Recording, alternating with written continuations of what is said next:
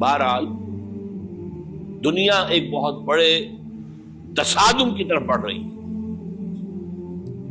اب میں اس سے اگلی بات جو کہنا چاہتا ہوں اس کے لیے پہلے سے معذرت کروں. خوشخبری میں نے دی ہے تو بدخبری بھی مجھے دی. اس عالمی غلبہ اسلام سے پہلے ابھی امت مسلمہ کی بہت پٹائی ہونی ہے، بہت پٹائی ہونی ہے، بہت پٹائی. یہ میں نہیں کہہ رہا، حضور نے کہا ہے. کتاب الملاحم احادیث کی کتابوں کے آخر میں یہ 4 ابواب جو آتے ہیں جن کو عام طور پر علماء بھی نہیں پڑھتے، اس لیے کہ ان سے کوئی فقہی مسئلہ تو نکلتا نہیں، ان سے کوئی شرعی حکم نہیں نکلتا، وہ تو پیشین گوئیاں ہے. کتاب الفتن کیسے کیسے فتنے اٹھیں گے، کتاب الملاحم کیسی کیسی جنگیں ہوں گی، کتاب اشراط الساعہ قیامت کی علامات کیا ہوگی، کتاب و علامات القیامہ یہ کیا ہوں گے. ان ابواب کو پڑھیے تو آپ کو معلوم ہوگا اس دور کے آنے سے پہلے ابھی امت مسلمہ پر اللہ کے عذاب کے بہت سخت کوڑے پڑ. معافی چاہتا ہوں. اگر رسولوں کی شان یہ تھی کہ وہ بشیر بھی تھے اور نذیر بھی تھے تو میں بھی ایک ادنا غلام نہیں کہوں. میں جو کہہ رہا ہوں قرآن و حدیث سے کہہ رہا ہوں. یہ عذاب کیوں آئے گا؟ امت مسلمہ بحیثیت مجموعی اللہ کی نگاہ میں مجرم، بہت بڑی مجرم. کیوں؟ 1 انچ زمین دنیا میں نہیں دکھا سکتی جہاں اللہ کا دین قائم. یہ مذہب ہے، مسجدیں ہیں، حج ہے اور عمرے ہیں، یہ مذہب ہے. دین کہاں ہے؟ اللہ کا نظام کہاں ہے؟ دین حق کہاں ہے؟ وہ نظام عدل کہاں ہے؟ وہ نظام سیاست کہاں ہے؟ وہ قانون شریعت کہاں ہے؟ آپ کی ساری معیشت سود کے اوپر ہے، اور سود سے زیادہ بڑا گھناؤنا جرم کوئی نہیں، سود سے زیادہ بڑا گھناؤنا گناہ کوئی نہیں، جس کے بارے میں حضور نے فرمایا الربا 70 جزءا یحوما. 2 حدیثیں ہیں. یہ ربا کے 70 حصے ہیں یا 70 گناہ ہیں. 70 گناہ ہیں جن میں چھوٹے بھی ہیں بڑے بھی ہیں. 70 گناہ. ایسا رہا ان میں سب سے چھوٹا اس کے مساوی ہے ان کہ الرجل امہ، کہ کوئی شخص اپنی ماں سے زنا کرے. سنن ابی داؤد کی روایت ہے، سن لیجیے پڑھ لیجیے. سارا نظام آپ کا کہاں ہے؟ تجارت ہو تو اس پر ہے، زراعت ہو تو اس پر ہے. بیج لیا تھا تو سودی قرضے پہ لیا تھا، اس کے بعد جو اس کے لیے کھاد خریدی تھی سودی قرضے پہ خریدی تھی، پیسٹیسائڈز خریدے تھے سودی قرضے پہ خریدے تھے. اس کے بعد اگر کوئی ہارویسٹر لیا ہے، کوئی اور لیا، ٹریکٹر لیا تو سودی قرض. سود ہر دانے گندم میں سود ہے. کوئی شخص بچا ہوا نہ، میں بچا ہوا نہ بچے ہوا، کوئی بچا ہوا. سارا کاروبار، ساری صنعت و حرفت، ساری حکومت، پوری حکومت، پوری قوم سود کے اندر جکڑی. ایک ایک شخص. کہاں ہے اسلام؟ آپ میری بات سمجھ لیجئے. اسلام کے 2 حصے کر لیجئے. اسلام بطور مذہب، اسلام بطور دین.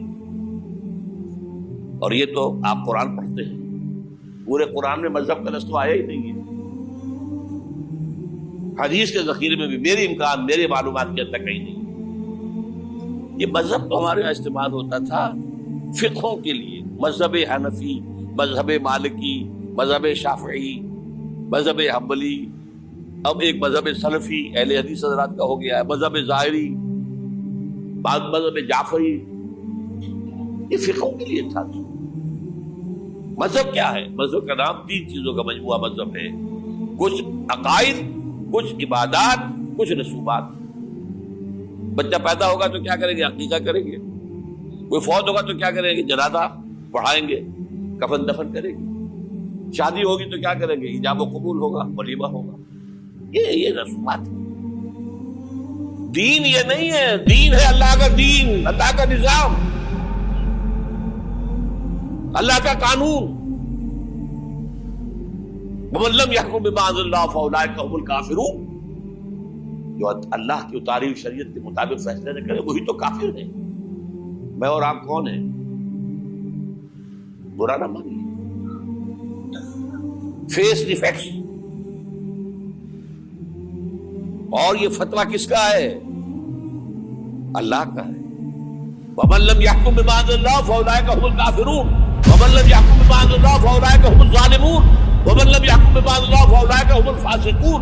3 فتوے ہیں اس مفتی اعظم کے جو ہماری اتاری ہوئی شریعت کے مطابق فیصلے نہیں کرتے. وہی تو کافر ہے, وہی تو مشرک ہے, وہی تو فاسق ہے, ناہنجار ہے, باغی. یہ ہے امت مسلمہ کا حال. اب میں یہاں آپ کو اختصار سے بیان کرتا ہوں حضور کا طریقے انقلاب کیا تھا. اختصار تفصیل سے کتابوں میں دیکھیے.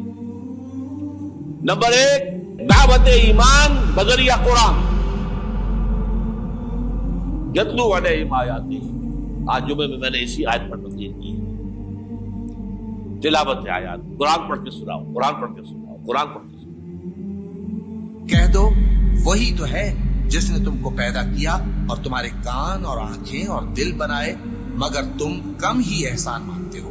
کہہ دو کہ وہی ہے جس نے تم کو زمین میں پھیلایا اور اسی کے روبرو تم جمع کیے جاؤ گے.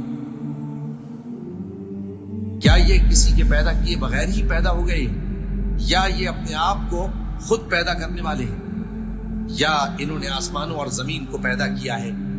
نہیں, بلکہ یہ یقین ہی نہیں رکھتے. تو کیا ہم پہلی بار پیدا کر کے تھک گئے؟ نہیں, بلکہ یہ اثر نو پیدا کرنے کے بارے میں شک میں پڑے ہوئے ہیں. اور ہم ہی نے انسان کو پیدا کیا ہے, اور جو خیالات اس کے دل میں گزرتے ہیں ہم ان کو جانتے ہیں, اور ہم تو رگ جان سے بھی زیادہ اس کے قریب ہیں. اور کافر انسان کہتا ہے کہ جب میں مر جاؤں گا تو کیا زندہ کر کے نکالا جاؤں گا؟ کیا ایسا انسان یاد نہیں کرتا کہ ہم نے اس کو پہلے بھی تو پیدا کیا تھا جبکہ وہ کچھ بھی چیز نہ تھا؟ جو تمہارے پروردگار کی قسم ہم ان کو جمع کریں گے اور شیطانوں کو بھی, پھر ان سب کو جہنم کے گرد حاضر کریں گے اور وہ گھٹنوں پر گرے ہوئے ہوں گے.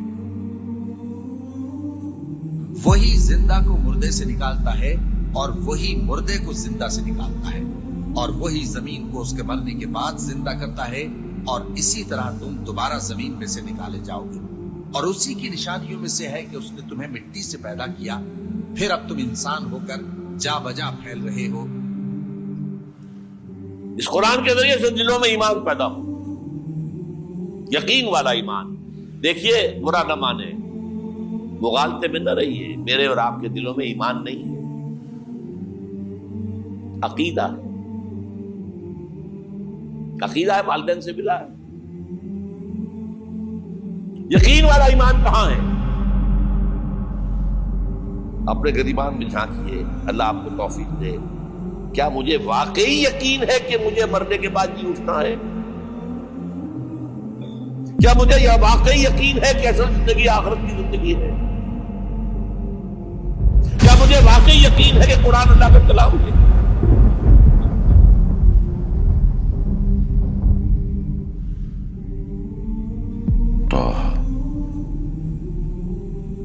ما أنزلنا عليك القرآن لتشقى إلا تذكرة لمن يخشى تنزيلا ممن خلق الأرض والسماوات العلى الرحمن على العرش استوى له ما في السماوات وما في الأرض وما بينهما وما تحت الثرى وأن تجهر بالقول فإنه يعلم السر وأخفى الله لا إله إلا هو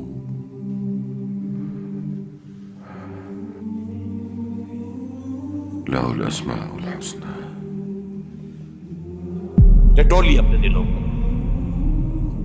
اگر یقین ہوتا کہ اللہ کا کلام ہے تو آپ اس کو سمجھنے کے لیے عربی بھی نہ سیکھ سکتے. انگریزی آپ پڑھے, اور پڑھی آپ نے ایسی کہ انگریزوں کو پڑھا دے. کیا نہیں کیا, پی ایچ ڈیز کر رہے ہیں, کون کون سے فنون نہیں سیکھے, ڈاکٹر اتنی عربی نہیں سیکھی دعویٰ ہے کہ تمہارا یقین تھا میری کتاب پر، اللہ پوچھے گا تمہارا سلوک کیا تھا میری کتاب کے ساتھ؟ تم نے پڑھا اس کو، سمجھا اسے سمجھنے کے لیے عربی سیکھی؟ نہیں، تو تم جھوٹ بول رہے ہو، تمہارا کوئی ایمان نہیں تھا میری کتاب پر۔ ما آمن بالقرآن من استحل محارمہ، جنہوں نے سود کو اپنے پورے نظام کی جڑ بنیاد بنایا ہو، ان کا ایمان کوئی ہے اللہ پر؟ حضور فرماتے ہیں کہ جس شخص نے حرام کسی شے کو اپنے لیے حلال کر لیا اس کا کوئی ایمان نہیں۔ دوبارہ آج بھی کرنا ہے تو دوبارہ ایمان پیدا کرنا ہوگا، ایمان، عقیدہ نہیں، ایمان، صرف لپ سروس نہیں، اقرار باللسان نہیں، تصدیق بالقلب۔